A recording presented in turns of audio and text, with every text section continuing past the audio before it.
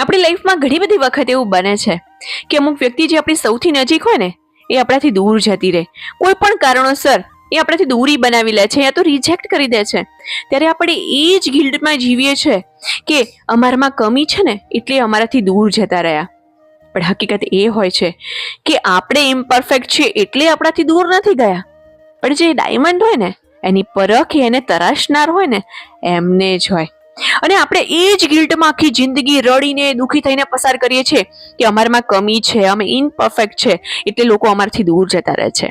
પણ હકીકત એ હોય છે કે આ જ એક સમય છે જ્યારે ભગવાન આપણને અવસર આપે છે કે આપણે આપણી જાતને એટલી પરફેક્ટ બનાવીએ, આપણે એક નવું વર્ઝન તૈયાર કરીએ કે જે આપણાથી દૂર ગયા છે ને એમને પણ અફસોસ થાય કે અમે શું ગુમાવ્યું છે.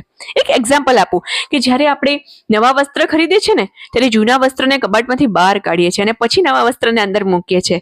એક્ઝેક્ટલી એ જ રીતે જે વ્યક્તિ આપણા લાઈફમાં કોઈ મહત્વ જ નથી ધરાવતી, જે આપણને ડિઝર્વ નથી કરતા, ભગવાન એમને આપણી લાઈફમાંથી પહેલા દૂર કરે છે, જેથી નવી વ્યક્તિ કે જે આપણા જીવન માટે ખરેખર મહત્વની છે એ વ્યક્તિને આપણા જીવનમાં સમાવિષ્ટ કરી શકે. માટે કોઈ વ્યક્તિ આપણને છોડીને જાય ને તો એની પાછળ રડવા અને દુઃખી થવા કરતા પોતાની જાતને એટલી અપડેટ કરીએ કે આપણને જે ગુમાવનાર છે ને એ અફસોસ કરે. રાધે રાધે.